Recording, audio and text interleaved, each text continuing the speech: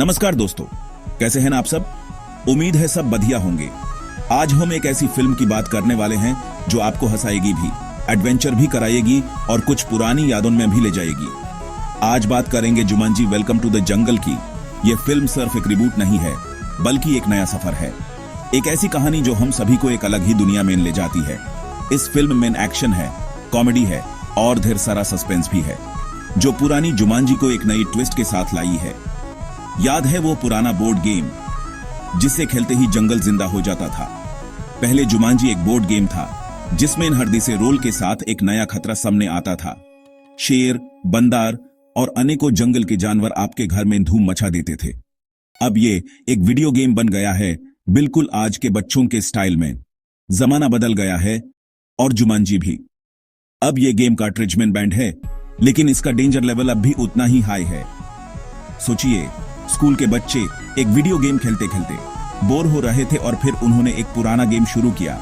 जंगल के अंदर अवतार्स बन जाते हैं और फिर शुरू होता है असली खेल।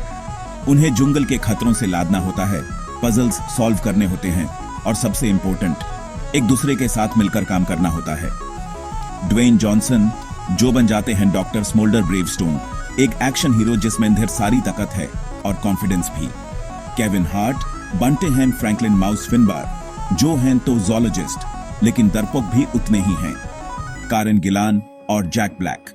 कारेन गिलन बनती हैं रूबी राउंडहाउस, एक मार्शल आर्ट्स एक्सपर्ट, और जैक ब्लैक प्रोफेसर शेली ओबेरॉन बनते हैं, जो एक कार्टोग्राफर और पैलियोंटोलॉजिस्ट हैं।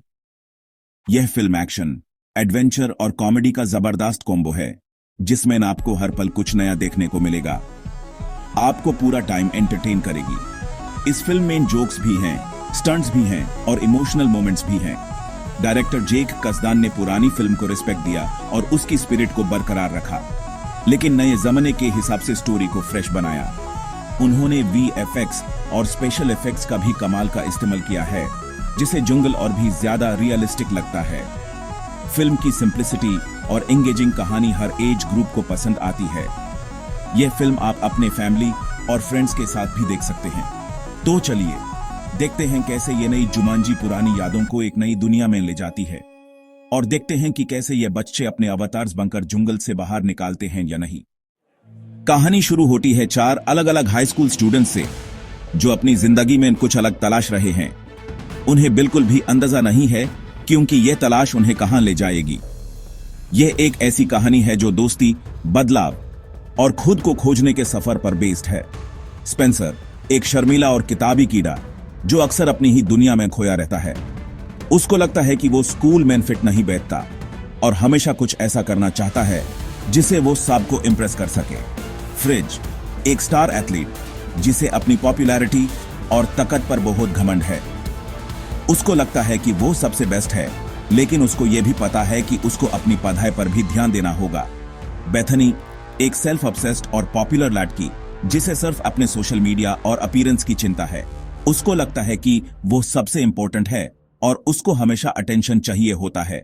और मार्था एक इंटेलिजेंट और इंडिपेंडेंट लड़की जो किसी भी अटेंशन से दूर रहती है।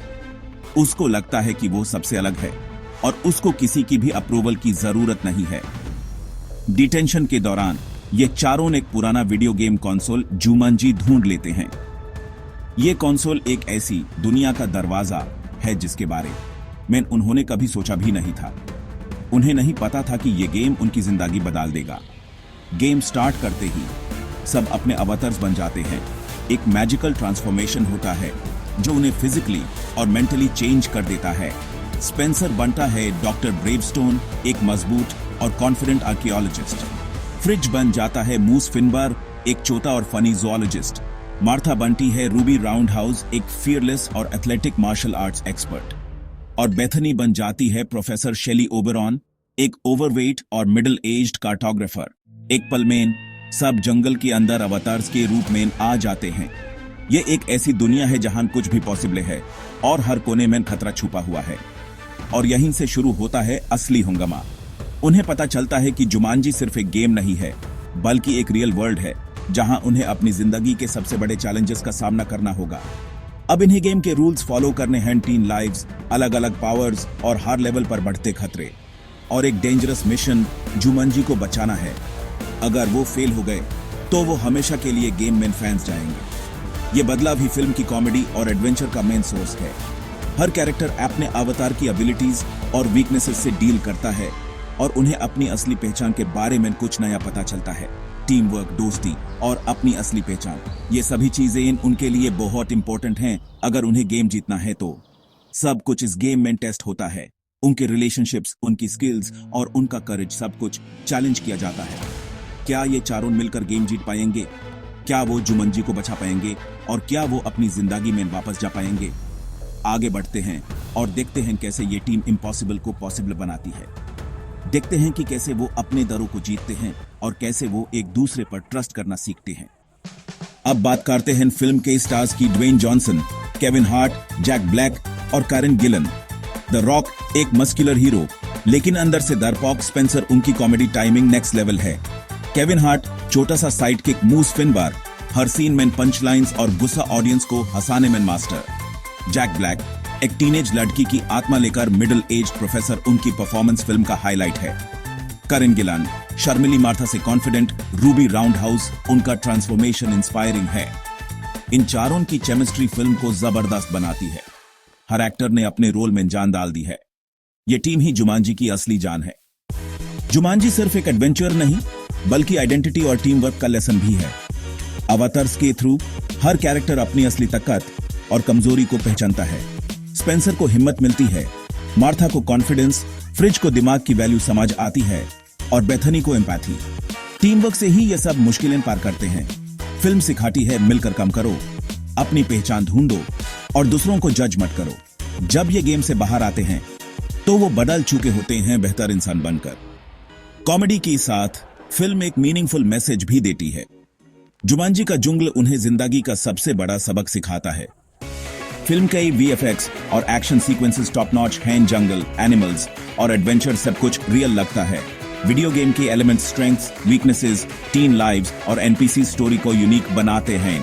हेलीकॉप्टर चेस, एनिमल स्टैम्पीड और फनी रिस्पॉन्स सीन्स, सब कुछ एंगेजिंग है। कॉमेडी फैमिली फ्रेंडली है, हर एज ग्रुप एंजॉय कर सकता है। बैकग्राउंड म्यूजिक और iconic Jumanji drum beats nostalgia लाते हैं। प्रेजेंटेशन पॉलिश्ड है, कहीं भी बोर नहीं करती। हर डिपार्टमेंट ने कमाल का काम किया है। यह फिल्म एक कंप्लीट एंटरटेनमेंट पैकेज है। द नई जुमांजी पुरानी फिल्म को एक हार्टफेल्ट ट्रिब्यूट देती है। यह सिर्फ एक रीमेक नहीं है, बल्कि एक लव लेटर है उन सभी चीजों के लिए जो ह्यूमन ओरिजिनल फिल्म से पसंद थी। यह एक क्लेवर तरीका है पुराने फैंस को सेटिस्फाई करने का और नए ऑडियंस को इंट्रोड्यूस करने का जुमांजी के वर्ल्ड में। एलन पारिश का घर एक इंपॉर्टेंट लैंडमार्क है दोनों फिल्म्स में। यह सिर्फ एक लोकेशन नहीं है, बल्कि एक सिंबल है पास्ट का और एक कनेक्शन है दोनों स्टोरीज के बीच में। इस घर को देखकर ह्यूमन याद आता है कि जुमांजी का लेगेसी कितना लंबा और इंपॉर्टेंट है। रॉबिन विलियम्स को याद करना एक इमोशनल मोमेंट है। उनकी परफॉर्मेंस ओरिजिनल फिल्म में आइकॉनिक थी और नई फिल्म ने उन्हें ब्यूटीफुली होनर किया है। ये एक रिमाइंडर है कि उनका कंट्रीब्यूशन कितना स्पेशल था। सब कुछ फैंस के लिए स्पेशल है। फिल्म में बहुत सारे ईस्टर एग्स और रेफरेंसेस हैं जो सिर्फ हार्डकोर फैंस ही पकड़ पाएंगे। ये एक तरीका है उनके डेडिकेशन को एक्नॉलेज करने का और उन्हें एक एक्स्ट्रा रीजन देने का फिल्म को एंजॉय करने का। बोर्ड गेम से वीडियो गेम का ट्रांजिशन एक ब्रिलियंट मूव था। इससे फिल्म मॉडर्न ऑडियंस के लिए ज्यादा रिलेटेबल बन गई और इसने स्टोरी में एक नया डिमेंशन ऐड किया। यह दिखाता है कि कैसे जुमांजी अपने आप को टाइम के साथ अडॉप्ट कर सकता है। आज की जनरेशन के लिए परफेक्ट अपडेट है। वीडियो गेम फॉर्मेट ने कैरेक्टर्स को अवतार्स चूज करने का ऑप्शन दिया, जिससे उनकी पर्सनालिटीज और भी इंटरेस्टिंग बन गई। इससे फिल्म में एक नया लेवल ऑफ ह्यूमर और सेल्फ डिस्कवरी ऐड हुआ। कास्टिंग भी इंटरेस्टिंग थी। एक्टर्स का कॉम्बिनेशन परफेक्ट था। हर एक एक्टर ने अपने रोल में जान डाल दी और उनके बीच की केमिस्ट्री अनडिनायबल थी। टॉम हॉलैंड को स्पेंसर के लिए कंसिडर किया गया था। इमेजिन करें कि वो इस रोल में कैसे लगते, लेकिन मुझे लगता है कि अल्टीमेटली मेकर्स ने सही डिसीजन लिया। ड्वेन जॉनसन और केविन हार्ट की जोड़ी ऑलरेडी हिट थी, इसलिए उन्हें कास्ट किया गया। उनकी ऑन स्क्रीन केमिस्ट्री नेचुरल है और उनके जोक्स हमेशा लैंड करते हैं। उनके बिना यह फिल्म ऐसी नहीं होती। जैक ब्लैक ने अपने रोल के लिए टीनेज लड़कियों को स्टडी किया। यह डेडिकेशन है।